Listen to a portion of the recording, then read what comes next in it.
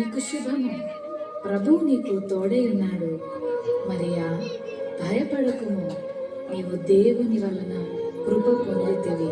ఇదిగో, నీవు గర్భము ధరించి కుమారుని కని ఆయనకు యేసు అని పేరు పెట్టుదువు. ఆయన గొప్పవాడై సర్వోన్నతుని కుమారుడనబడును. నేను పురుషుని ఎరుగని దాననే, ఇది ఎలాగు జరుగును? పరిశుద్ధాత్మ నీ మీదికి వచ్చును, సర్వోన్నతుని శక్తి నిన్ను కమ్ముకొనును గనుక పుట్టబోవు శిశువు పరిశుద్ధుడై దేవుని కుమారుడనబడును. ప్రభు దాసురాలను, నీ మాట చెప్పున నాకు జరుగును గాక.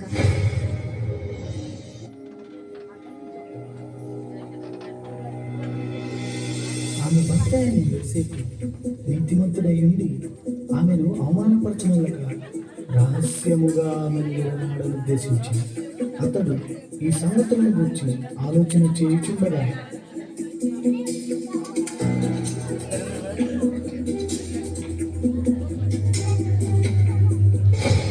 దావీదు కుమారుడైన యోసేపు, నీ భార్య అయిన మరియను చేర్చుకొనుటకు భయపడకుము. ఆమె గర్భము ధరించినది పరిశుద్ధాత్మ వలన కలిగినది.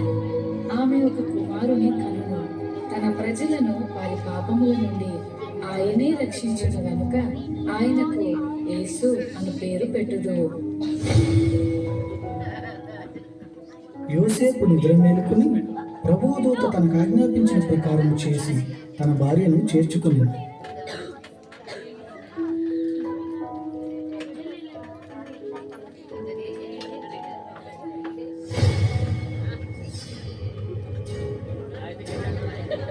ఇందు మూలముగా 50 మంది ప్రజలకు తెలియజేయమనగా ప్రజా సంఖ్య రాయవలనని కైసర్ ఆగస్టు నిర్ణయించడం వలన ప్రజలంతా తమ తమ స్వగ్రామాలకు వెళ్ళి ప్రజా సంఖ్య రాయించుకోవాల్సిందిగా తెలియజేయడం అన్నారు.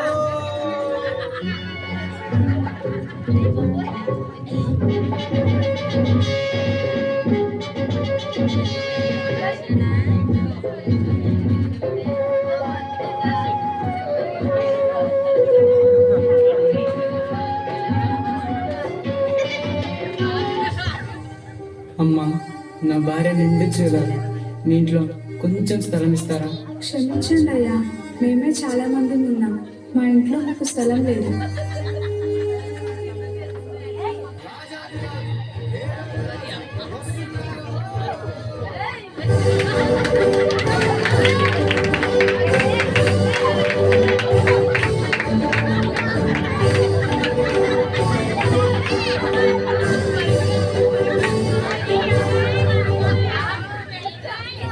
హేరోదు దినములలో యూదా దేశపు బెత్లెహేములో యేసు పుట్టిన పిమ్మట ఇదిగో తూర్పు దేశ జ్ఞానులు యెరూషలేముకు వచ్చి, యూదుల రాజుగా పుట్టినవాడు ఎక్కడ? తూర్పు దిక్కున మేము ఆయన నక్షత్రమును చూచి ఆయనను పూజింపవచ్చుతిమి. చిత్తం మహాప్రభు. క్రీస్తు ఎక్కడ పుట్టును?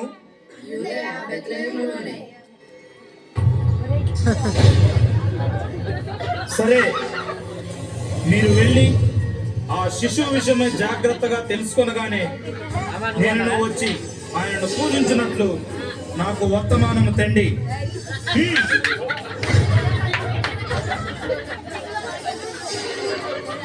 నేను ఓటమి ఎరుగని హెరోదు రాజును మరి ఒక రాజును పూజించడమా? అసంభవం.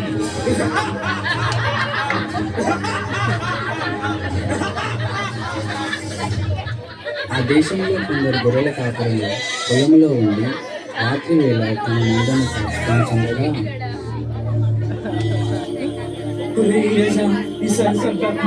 ఈసారికి గొర్రెలకు చేస్తే ఏట్రా మళ్ళీ ఈరేసా చెప్పండి రా మల్లేసా, ఈసారికి మనం కాసుకున్నా పెద్ద బాధగా ఉంటాం, గొర్రెలు కూడా కాయాలేంట్రా.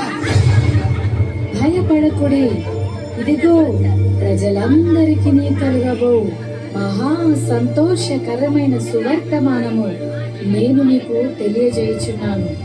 దావీదు పట్టణమందు నేడు రక్షకుడు మీ కొరకు పుట్టి ఉన్నాడు. ఈయన ప్రభు అయిన క్రీస్తు. దానికిదే మీ కానవాలు. ఒక శిశువు పొట్టి గుడ్డలతో చుట్టబడి ఒక తొట్టిలో పండుకొని ఉండుట మీరు చూచెదరు. ఓ రోజు ఎల్లయ్య, మన కోసమే బెత్లెహేంలో యేసే పుట్టాడంట. వెనకలు కొట్టండి.